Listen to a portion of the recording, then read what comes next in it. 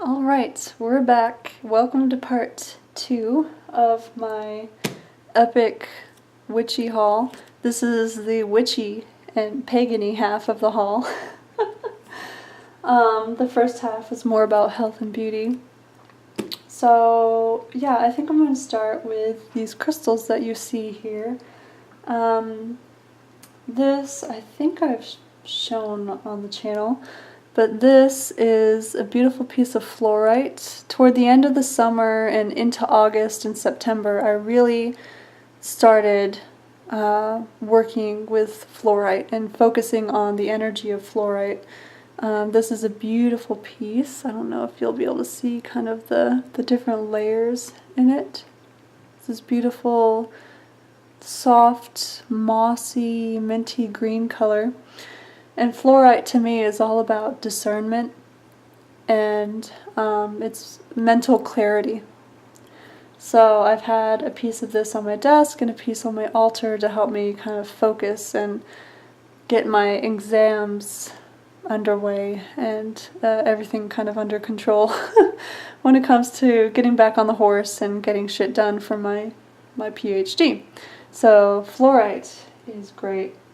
These 3 pieces here I've shown already a few weeks ago, but I did it during a kind of like live recording and the video quality wasn't really good, so I wanted to show these really quickly again. I got this and these 2 pieces at a small pagan pride festival in Georgia. It just so happened that when I flew down to visit my husband in Georgia, it was the same weekend as the Pagan Pride Festival, so I went. It was my first time at a Pagan Pride Festival, and they had some vendors there, and I knew this piece of amethyst needed to come home with me. So this is a gorgeous piece of amethyst. Sits really well in my hand,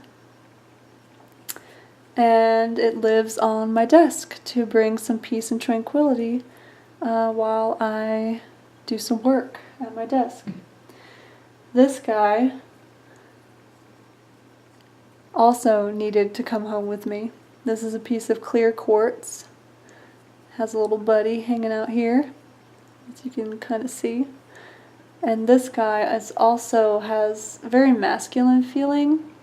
He also helps with discernment and thinking clearly and being focused. And I have named him Gandalf. I don't know why. I don't normally name my crystals, but it just felt right. It was very kind of Gandalf crystal. Plus Gandalf is my favorite character in Middle Earth. So yeah, this is Gandalf. He also hangs out with me on my desk. And lastly, we have Salem. We have my beautiful piece of selenite, my first crystal ball, my first crystal sphere. I got this, I think, at a really great price, like 25 or 30 bucks. It's pretty good size, and I just love selenite. I love how the light dances on it. I love the energy of this crystal. I love that it's a sphere. It gives it a very feminine energy to me, which is why her name is Selene, or Selena in Spanish, right? The moon. Very lunar energy, full moon energy, very calming. So she also hangs out with me on my desk. Okay, let's talk about books. I've talked about this book already, but this book is just blowing my mind, and it's been really helping me to deepen my relationship with Mother Mary, because she is one of the 2 goddesses that I work with. The other one is my matron, Mama Creatrix. So, In Search of Mary, the Woman and the Symbol by Sally, and I don't know how to pronounce that last name, Kunin, I don't know. Sorry if you're watching. She is an academic, and you can kind of tell that reading the book. but it's very accessible. When I say you can tell that she's an academic, I say that because you can tell that when she makes a statement or a claim, she backs it up. And she includes endnotes.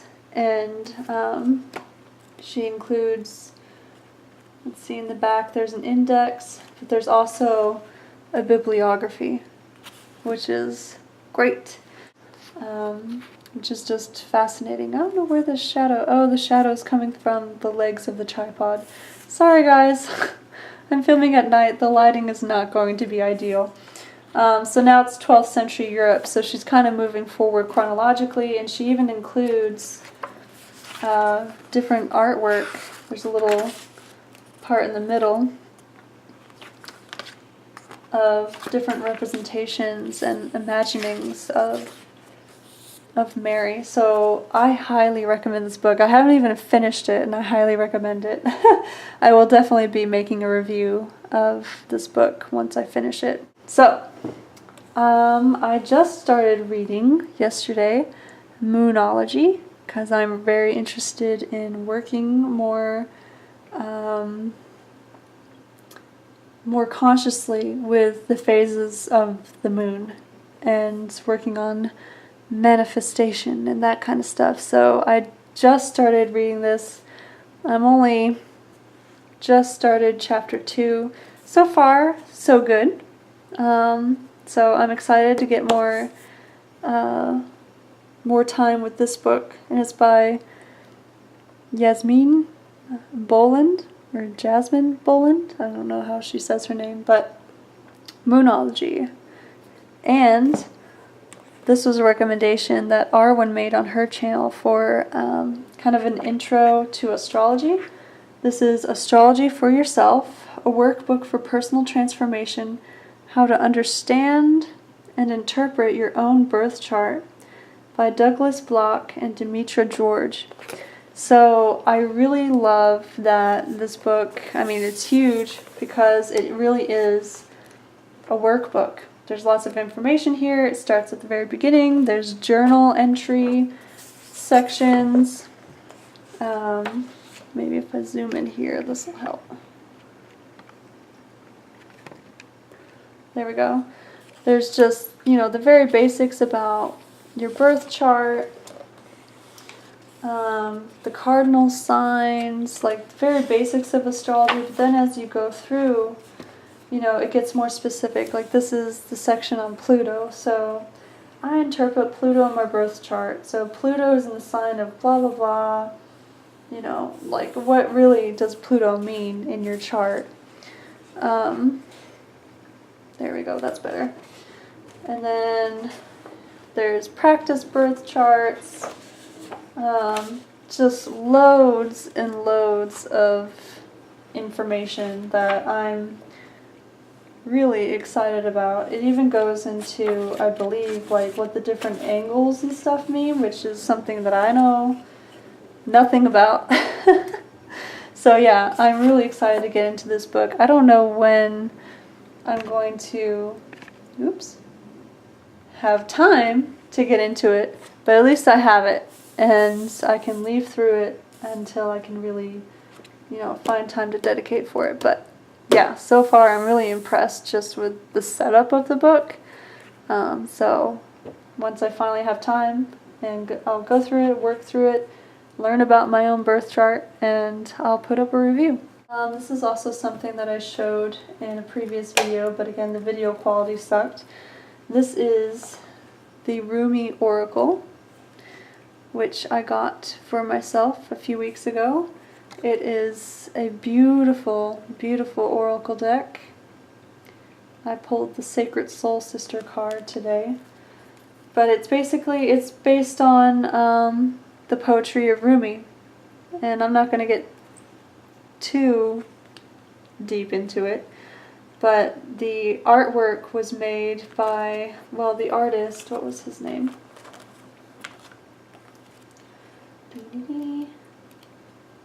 Here we go. Rasuli. He actually grew up practicing, a practicing Sufi. Here he is. and he actually wrote a translation, a book of translations of, here we go, you can see that, of Rumi's poetry. And so it's really cool that the artist was already so intimately familiar with Rumi's poetry. It kind of helped me to like trust the deck more. And Alana Fairchild, I mean, from what I've seen of her work, because I also have the Mother Mary Oracle, I just adore. So yeah, once I get some more experience with the deck, I'll make a little review or impressions video about it. But yeah, just gorgeous. I love it. So speaking of decks, I finally got for myself the Centennial Smith Waite Tarot deck. And so, funny story. When I got this deck, I ordered this off of Amazon. I did not realize that it was the mini version of the deck. So at first I was like, I was a little disappointed about it. Here's the little book. It comes with 2 extra cards of Pamela Coleman Smith's artwork, which you can see here on the cover. I really like that it's a tin container though. But at first I was like, oh, it's the mini version? I had no idea. I guess I probably bought it in a hurry and I wasn't paying attention. But actually, I really like the size of it. And I like that it's small enough for me to just kind of pop in my purse, and I can now have a tarot deck wherever I go. And the artwork, I mean, this version of the deck, the more tea-stained, aged look, I'm loving. So, yeah. Let me see if I can find an example of one of the extra cards. And I included, I'm experimenting around with including the extra artwork into the deck, and to see like what that might bring out into a reading if it comes up. Let me see, can I find it? Are they going to show up? Okay, so I finally was able to find the extra artwork. So look at this image. It's just gorgeous. Her artwork is so beautiful. And so I went ahead and shuffled this into the deck because this image just really speaks to me of generations and ancestors and connections across generations. Because you have like the older grandmother, possible mother figure here, and then the small children here. Oops. So I'm experimenting. I might decide to take out the extra cards. Who knows? But I'm really loving this deck. So I'm going to leave this out for a size comparison because yesterday, and now we're finally getting to Salem. Woo! I bought myself the deck, and let me get the bag that they gave me. So, yes. So let me start with the good stuff first. Cauldron Black, purveyors of fine occult goods. This was a little insert that they included. So the Cauldron Black is a witchy shop in Salem, but it is not on Essex Street. So in Salem, especially in October, and I've only been to Salem twice, and both times have been in October, it's filled with tourists. It's filled with like the cliche kind of stuff. Street vendors, which, you know, everything's great and magical, but it can be kind of overwhelming. And I went specifically like on a mission to treat myself to get new tarot deck and some witchy supplies and a wand and some crystals and stuff. And on Essex Street, which is, I kind of liken it to Bourbon Street in New Orleans, if that makes sense. That's like where all the tourists go and all the, you know, masses of people go. and it's great to people watch, but if you go into the Witchy shops on Essex Street, like, all the prices are blown out of proportion. Well, not all.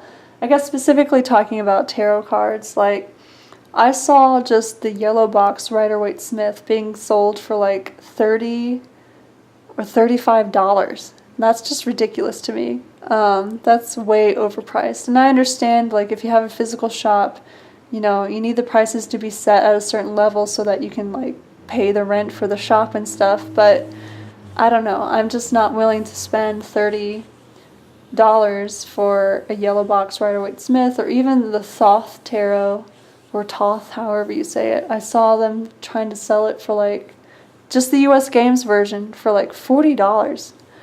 So if you kind of get off the beaten path, get off of Essex Street and keep walking down towards the ocean, you can tell I did not grow up close to the ocean. Was it the marina, the cove, whatever, toward the coast, the ocean part of Salem.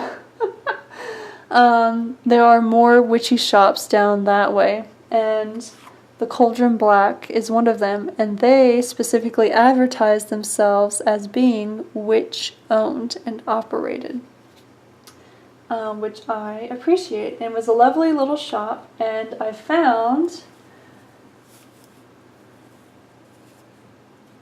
the Centennial edition, but in the normal size. So here's a size comparison between the mini and normal. So I now own both, which is great. So let me zoom in here maybe.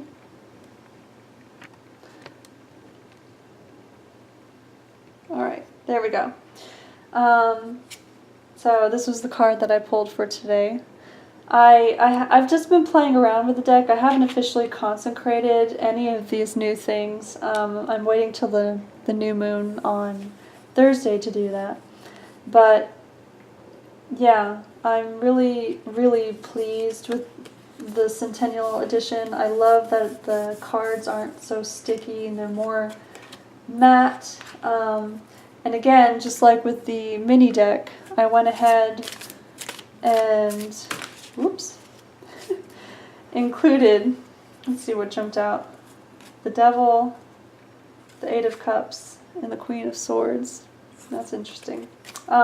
Anyway, I went ahead and included the additional artwork, which I want to try to find here. Let's go through here. And I believe the mini only came with 2 additional cards, but the larger version came, or the normal size version came with 4 additional cards. And let me see if I can find them. Here we go. This is one of them. This has some Hierophant vibes to me, because people in robes, and you see the church in the background, the cathedral. This very much has some like institutionalized knowledge, academia kind of vibes for me, but that might just be because I am an academic. Let's see. Where's another example of an extra card?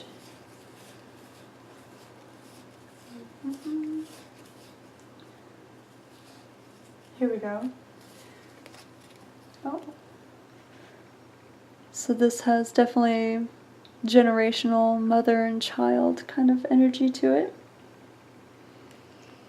This one I love.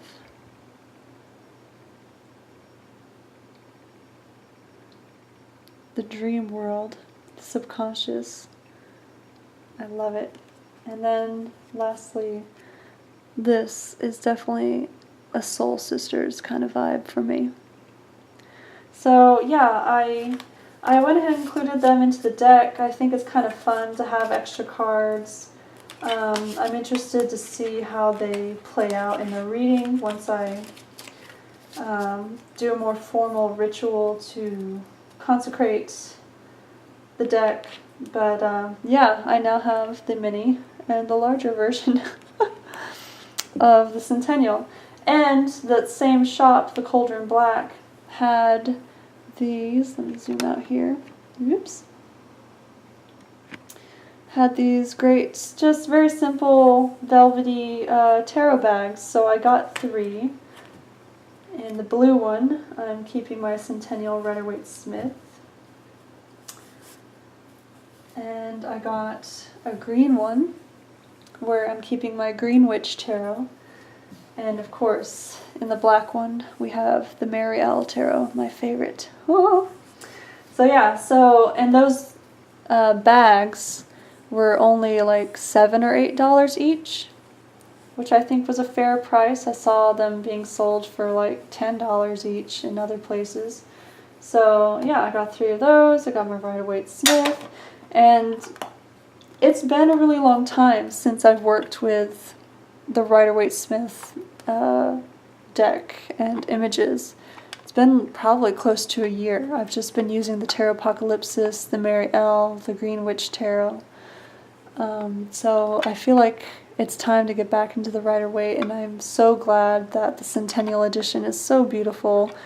And I'm glad that by happy accident I now have a mini version that I can keep on my desk, or I can just throw it into my purse whenever I might need it. But I also have the larger size.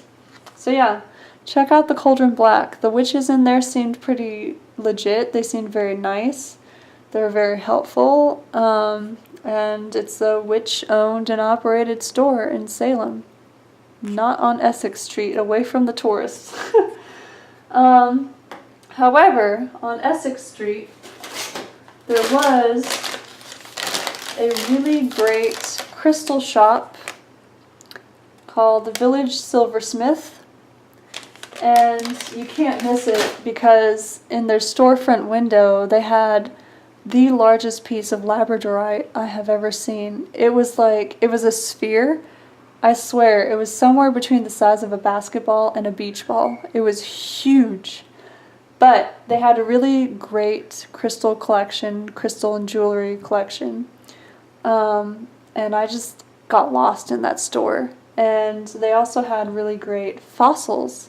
So I had to invest in this beautiful, almost egg-shaped piece of Septarian. Septarian does have some fossils in it. It's just gorgeous. It has very ancient wisdom kind of vibes for me, and I just naturally felt attracted to this piece. This piece, which is like a pretty good palm stone size, was $6, if I remember correctly. So yeah, Septarian, love it. And I got a fossilized shark tooth. I don't know if this is a megalodon tooth. I don't know if it's big enough to be megalodon. They did have larger megalodon fossilized teeth on display and for sale, but they were outside of my price range. I think I paid about $30 for this, which I think is fair considering it's on Essex Street. You know, I'm helping to upkeep a shop, a physical business, you know. But yeah, I am feeling the shark energies of this fossil, and I just love fossils. I was such a nerd growing up. I was obsessed with whales and dinosaurs. So yeah, if you haven't already, I did take pictures of my day in Salem, and I'm not going to splice them into this video, but I will have them uploaded on my Facebook page, my StudentWitch Facebook page, which the link for that is below, and you can kind of check out some of the other things that I saw throughout the day.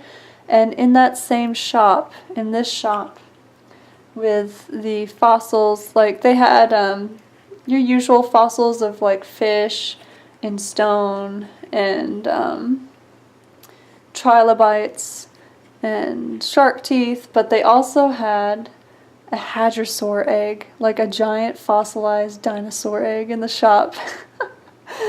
It was incredible, and I took a picture of it, so the picture is up on my Facebook page. So I think last but not least, at a store called Wine Knots Wands. I got, oh, my magical wand. I'm going to place it here and zoom in. So, the store, there we go. This is the box that it was packaged in. Very nice. So, the Wine Knot store, it's on Essex Street. It's like a Harry Potter kind of store. It's a great place for kids to like get a wand and pretend that they're saying like Wingardium Leviosa and shit like that, you know. It's a fun, cute store, and I also took pictures of the store, so those will be up on my Facebook page that you can check out. And, you know, it's just like you've gone down Diagon Alley. Diagon Alley? Is that what it's called? Like where all the witchy shops are in Harry Potter. It's definitely, you know, it's meant to be like a Harry Potter type of store. But the wands, some of the wands are crafted in Salem, and they range in, you know, prices from $25, which is how much this one was, all the way up to $100. But they're very, the ones that are $100 are very beautifully crafted and made. And so I remember the first time I went to Salem, I think around 2 years ago, when my friend came to visit me. We walked around the store because it was cute, but secretly in my heart, I was like, I need to get one of these wands. I want one of these wands.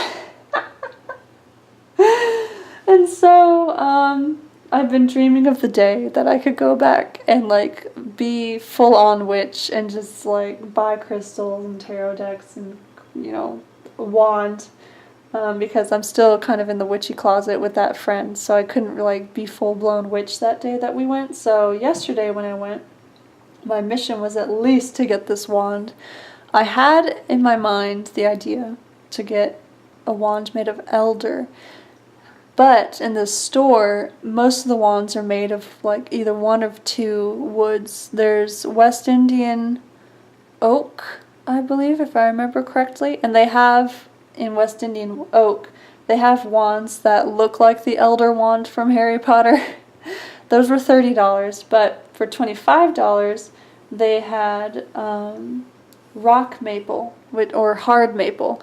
And from what I understand, hard maple can be either sweet maple or black maple. I think this is black maple, but I'm not sure. But anyway, so this is made of maple. And maple trees are beautiful. I have lots of memories of playing in maple leaves and, of course, maple syrup. My grandmother grew up in a small town in New Hampshire where they made maple syrup, and I have a bottle of that syrup on my ancestor altar for her. So I didn't mind that, you know, it wasn't specifically the type of wood that I wanted, but I don't know. I love how this wand feels. I love that it has kind of the spiral on the, I don't know, the shaft of the wand. I love that it has this beautiful handle with the eye. The witchy shopkeeper kind of talked about having the eye of the wand face you while you're casting spells and that kind of fun stuff. I mean, part of this tickles my inner child, but another part of this, I seriously want to use this wand as a tool on my altar, just to like direct and focus my intentions and my energy and whatnot. I'm thinking of possibly adorning it, especially the handle. Like, I'm thinking of maybe on the end of the handle, like screwing in some sort of metal loop that I can then tie like strings and feathers on or something like that, but I'm afraid of cracking. I don't want to crack the wood, so maybe I'll just do something around the handle. But yeah, this is my wand. It's kind of cheesy, but I love it. It feels really good. It feels really earthy. It feels like home, actually, when I hold this wand. So yeah, that was my wand. I fulfilled my mission for the day. So yeah, these are all my little bips and bops, my new witchy stuff, my new tools that I'm going to have fun with. And yeah, I highly recommend a visit to Salem. It is touristy, especially this time of year, but you know, you're supporting a local economy when you go, and you can feel the history there. You might have to get off the beaten path and get away from the tourists and, you know, people dressed up like Frankenstein taking pictures on the street. Although that part is great too, actually. The costumes I saw yesterday were great, were wonderful. But you can feel the history there. I mean, Salem has been around since the 1600s, right? And the witch trials, you know, it's important to commemorate the witch trials and the lives lost and to learn lessons from witch hunts, right? So if you get a chance, definitely go to Salem. And it's really easy to get to if you're staying in Boston or if you live in Boston. It's just the commuter rail. You just get to North Station either by metro or bus, and then from there it's $7.50 for a ride out to Salem and $7.50 to come back in. So for $15 you can go. You don't have to worry about parking a car and just, you know, explore the area. The marina and the lighthouse is beautiful. There's really great seafood restaurants, and the food there is really well priced. I highly recommend checking out Salem. It's a fun place to go visit, especially in October. So yeah, so this is my little Salem haul, my little witchy haul, and I hope you've enjoyed it. And until next time, many blessings. Bye!